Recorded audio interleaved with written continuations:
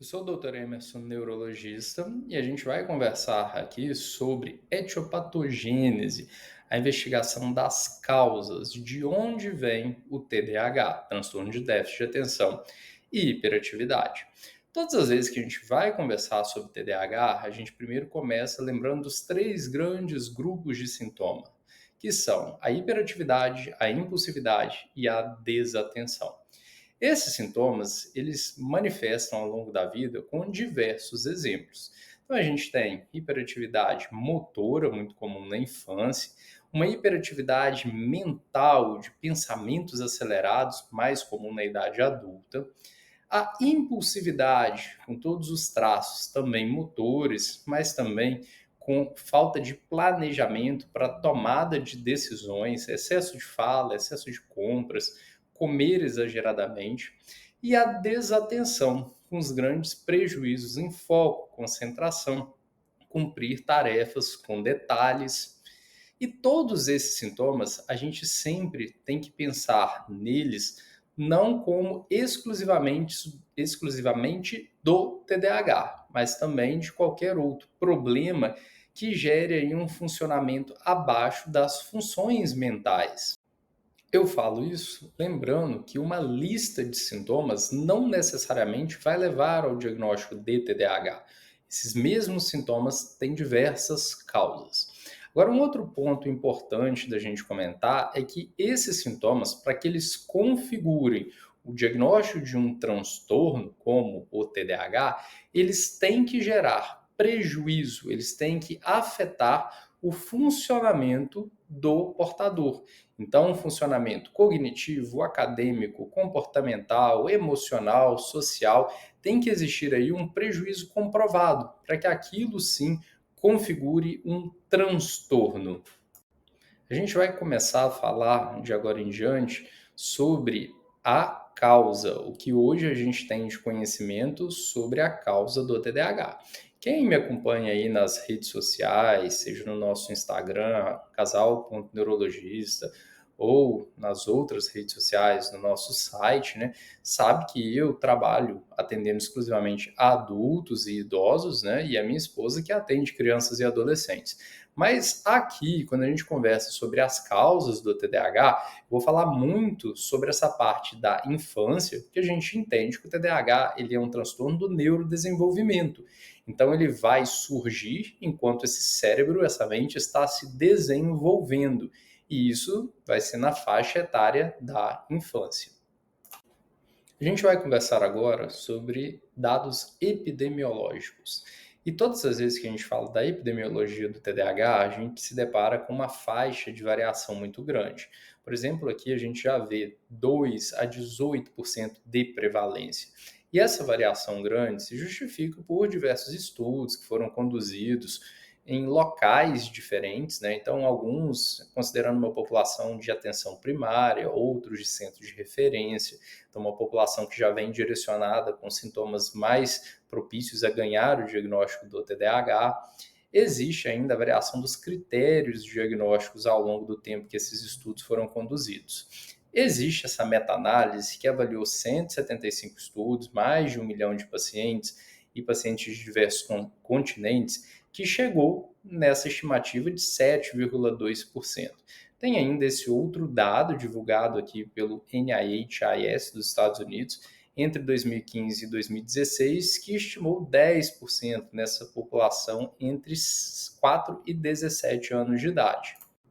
A interpretação que a gente tem que fazer desses números é que, de fato, o TDAH é uma coisa comum, não é uma coisa rara. A gente tem aqui estimativas que mostram que isso é muito prevalente na nossa população.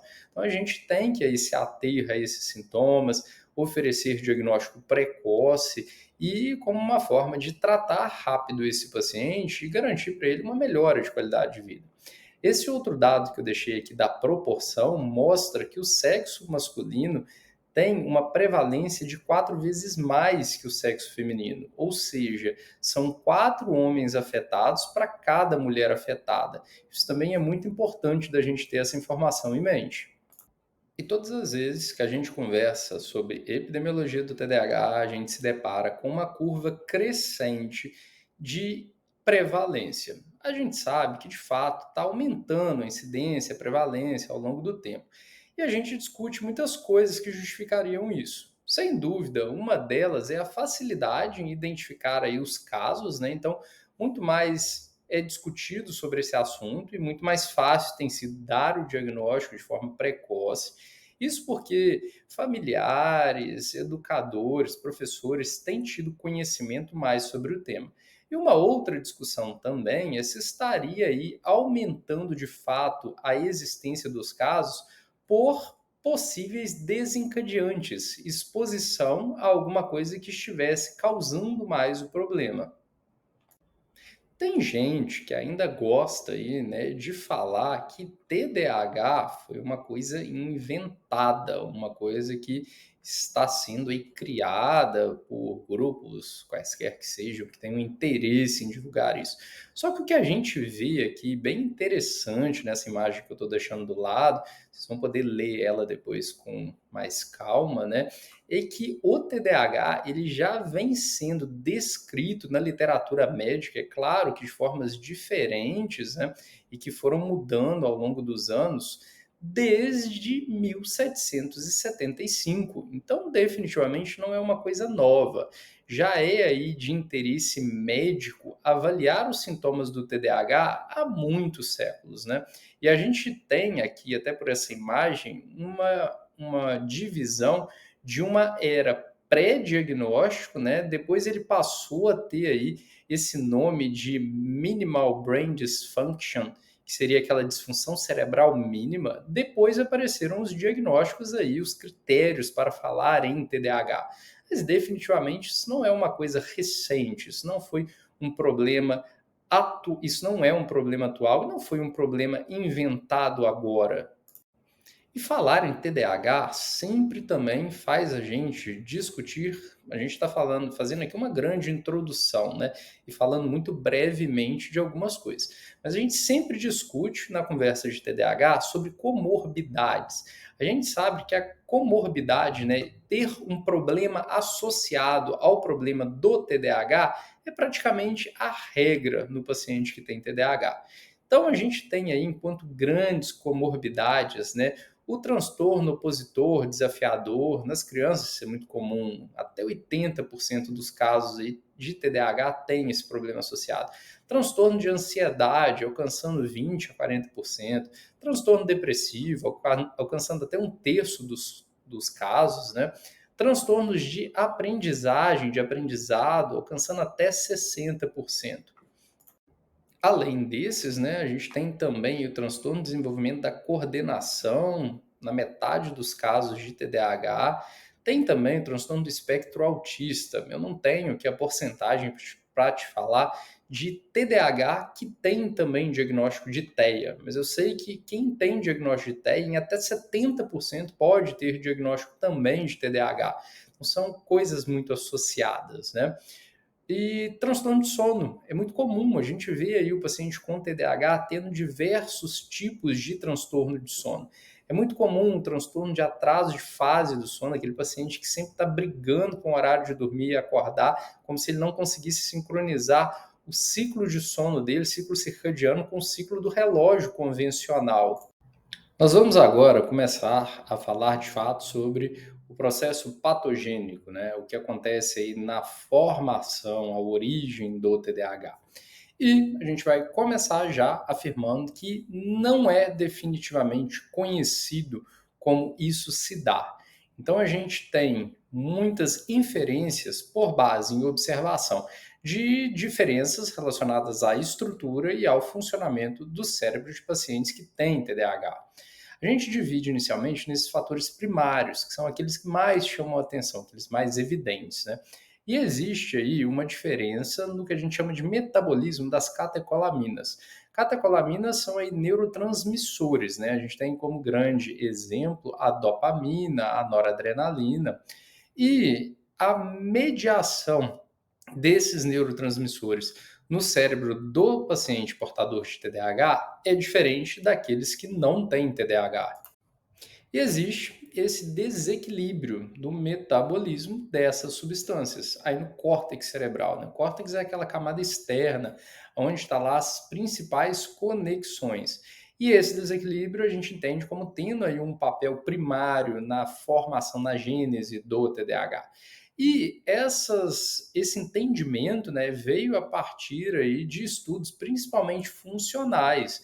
Então, é muito interessante a gente entender como que se dá esse conhecimento, falando de forma assim bem simples, claro, né? A gente consegue, por exemplo, colocar um paciente que tenha TDAH dentro de uma ressonância, aquela ressonância ser uma ressonância funcional, você dá para o paciente, por exemplo, um contraste que seria um contraste que marca áreas do cérebro que estão funcionando.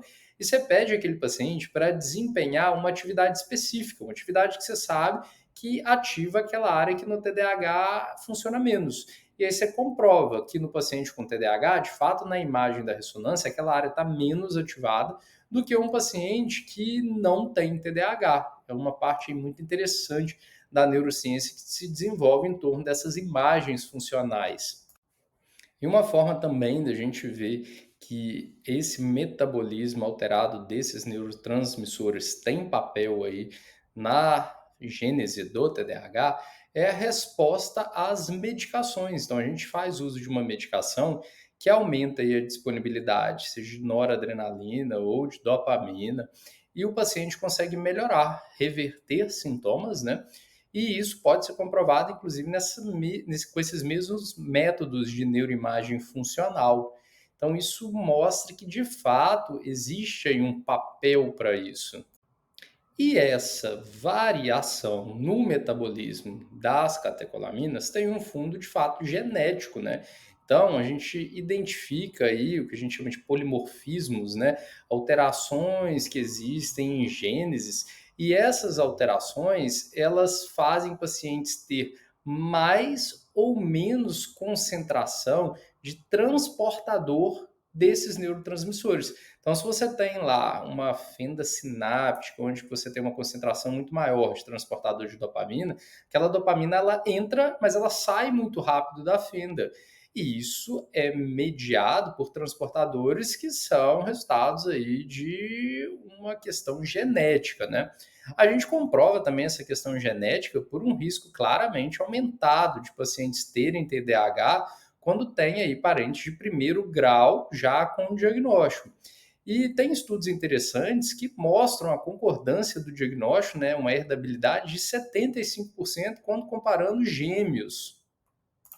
E essas questões genéticas, além de influenciar aí no balanceamento de neurotransmissores, também têm uma influência sobre neuroanatomia do nosso cérebro. A gente sabe que tem algumas alterações aí de volume cerebral nos pacientes que têm TDAH, né? São diferenças aí particularmente notadas nas áreas cerebrais anteriores. Isso inclui aí volumes corticais pré-frontais menores, espessura reduzida do córtex cingulado anterior, bem como aí um afilamento cortical nessas regiões frontais superiores bilaterais.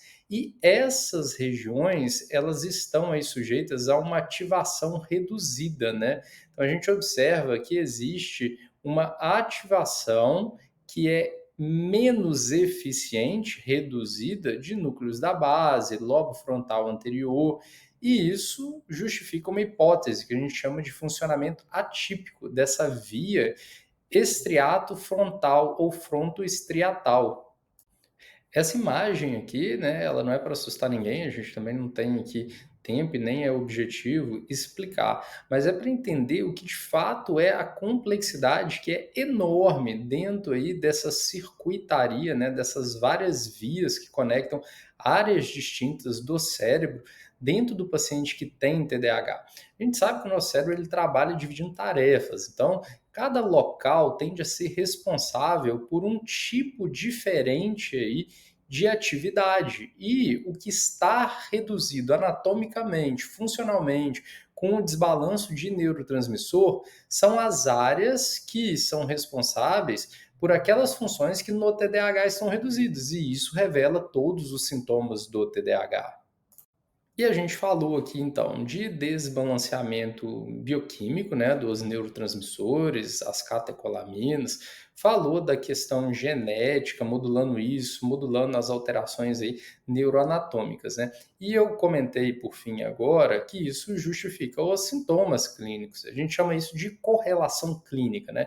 E a gente identifica isso justamente através de testes neuropsicológicos, né, que sugerem para a gente que os pacientes com TDAH têm funções executivas prejudicadas. Então, todos aqueles prejuízos em processos envolvidos no planejamento, planejamento de coisas futuras, raciocínio abstrato, flexibilidade mental, memória de trabalho, dificuldades aí com inibição, a questão da impulsividade, né?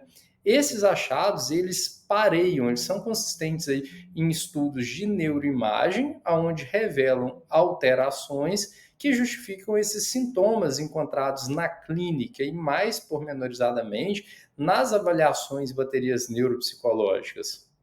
Agora, ainda falando dentro da patogênese do TDAH, a gente vai discutir sobre esses potenciais influenciadores, né? O que acontece? A influência ambiental, a gente sabe que ela é muito determinante de formação de diversas doenças aí, transtornos no nosso corpo e cérebro, né? Só que o que a gente tem aí no TDAH é que esses fatores, eles geralmente não afetam aí o comportamento em um nível que seja clinicamente significativo e não são responsáveis pela maioria dos casos de TDAH. O que eu quero dizer? É que se você suspeita que aquele agente possa ser um causador e você remove ele, ele pode até melhorar os sintomas, mas não ao ponto de eliminar de fato o transtorno. E o mesmo acontece quando você expõe o paciente àquele agente. Ele pode causar sintomas, mas não ao ponto e ao nível de gerar um prejuízo tão grande que justificasse aquilo como sendo causal. Então, a gente vai conversar um pouquinho mais à frente sobre essa questão, sim. A influência na atenção, na hiperatividade e no comportamento fica muito controversa quando a gente entende exatamente isso, que não dá para excluir esse fator e eliminar o problema, e adicionar ele também não justifica o problema. O primeiro grande debate aqui é sobre alimentação, sobre aí dieta, né? E a gente hoje não tem evidências, quando a gente fala evidências, é estudos bem conduzidos no meio científico, acadêmico, que conseguem relacionar a dieta a sintomas de TDAH. E existe algumas observações que são também conflituosas para determinados alimentos. Então a gente consegue, por exemplo, ver muita investigação dentro dessa área de aditivos alimentares, corantes, produtos para dar sabor, para conservar, açúcar refinado. Então, por exemplo, a gente consegue fazer alguns estudos avaliando, eliminou o açúcar, isso trouxe melhora dos sintomas? Nesses estudos, a gente observa que existe até conflito do relato entre, por exemplo, cuidadores. Você coloca, por exemplo, os pais para confirmar que existe melhora dos sintomas, mas os professores viram e falam que não existiram melhoras de sintomas. Então, são estudos difíceis de conduzir e que muitas vezes são conflitantes os resultados. A questão do açúcar refinado, a gente até entende que pode existir aí uma resposta metabólica que justifique isso. Mas mesmo assim, o resultado desses estudos são duvidosos.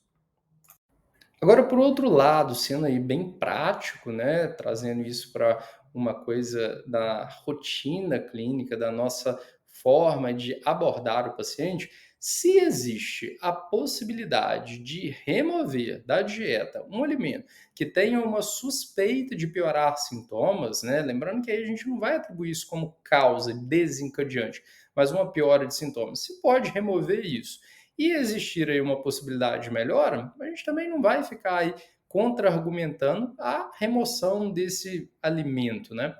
Uma questão também que é muito debatida é sobre sensibilidade alimentar, mas isso também não existe nenhuma comprovação definitiva. E uma coisa que é uma má prática é tentar fazer pesquisa por exames laboratoriais, né? Exame de sangue, por exemplo, de sensibilidade alimentar e privar o paciente disso. E a gente, como discutiu, já sabe que essa privação não reverte o benefício clínico. Então, isso não melhora, a gente não consegue estabelecer nexo causal. Ainda continuando em relação aí a aspectos de dieta, alimentação, a gente tem deficiência de ácidos graxos, né? E a deficiência de ferro, como sendo dois pontos que a gente pensa que pode no futuro se estabelecer alguma ligação com o TDAH, a gênese do TDAH. Só que lembrando mais uma vez que a gente não consegue hoje falar que isso tenha causalidade, tá? Então, dificilmente um paciente que tenha um transtorno bem estabelecido e tenha uma deficiência de ferro, repor ferro vai ser suficiente para poder trazer resolução de sintomas, tá? Em relação à questão aí de deficiência de sono, transtornos do sono, a gente tem bem estabelecido como comorbidades. Então, precisa de tratamento, que é aquilo que prejudica o controle do TDAH e atrapalha um tanto na questão do tratamento. Já esses outros pontos, eles têm aí uma relação epidemiológica que é mais bem estabelecida, né? Por exemplo, prematuridade, que seria aí um fator de risco, né? A gente sabe que a prematuridade, a história de prematuridade, aumenta a chance do desenvolvimento de TDAH. Existe ainda suspeita sobre traumatismo craniano na infância, né? E também a exposição intraútero para algumas substâncias, acetaminofeno, antidepressivos, álcool, mas sendo aí essa exposição intraútero ainda uma coisa que precisa de fato de uma investigação muito mais primorosa antes de estabelecer causalidade. Bem, a gente vai aqui começar a encerrar a nossa conversa, né? A gente comentou sobre os pontos hoje que são mais importantes dentro da discussão sobre gênese, patogênese, etiopatogênese do TDAH. E a gente pode perceber que, de fato, o conhecimento muito ainda inicial, que vai demandar muitas pesquisas para que a gente consiga chegar a conclusões sólidas, conclusões que não sejam apenas especulação. Todas as vezes aí que a gente encerra uma conversa sobre TDAH, a gente encerra encorajando os pacientes, né, ou familiares de pacientes, a buscar por tratamento. TDAH nunca é tarde para tratar. Então, você já pode ter aí tido enormes prejuízos convivendo com TDAH na infância, adolescência, idade adulta, mas sempre vale a pena tratar. Até o idoso, quando ele tem um diagnóstico bem feito, a gente inicia tratamento, a gente vê que isso muda, melhora a qualidade de vida desse paciente. Essa imagem aqui do lado, eu não vou ler ela para vocês, né? Só que ela divide aí nas fases da vida, na infância, na adolescência e na idade adulta, todos os comprometimentos que o TDAH tem. Então, ela é muito interessante. E a gente está cansado de saber tudo que prejudica tal do TDAH. Por fim, eu espero aí ter conseguido, dessa forma bem breve, bem rápida, trazer para vocês aí informações que sejam úteis, de confiança sobre o TDAH, né? A gente tentou aqui focar um pouco mais na questão da patogênese do TDAH, embora ela não seja uma coisa bem estabelecida, e a gente fez uns outros comentários. Para finalizar, eu quero convidar você aí a visitar nossas redes sociais. A gente está mais presente no Instagram, o @casal.neurologista. A gente tem também o site TDAH e Vida. E a mensagem final é: informe-se. Conhecimento ele é libertador, mas nunca faça autodiagnóstico. Procure aí alguém que seja capaz de interpretar os seus sintomas, buscar os diagnósticos diferenciais e com isso te oferecer o melhor tratamento possível, né? Independente de diagnóstico, o que você tem que buscar é a resolução dos sintomas, é buscar por ajuda qualificada que vai te oferecer possibilidade de uma melhor qualidade de vida.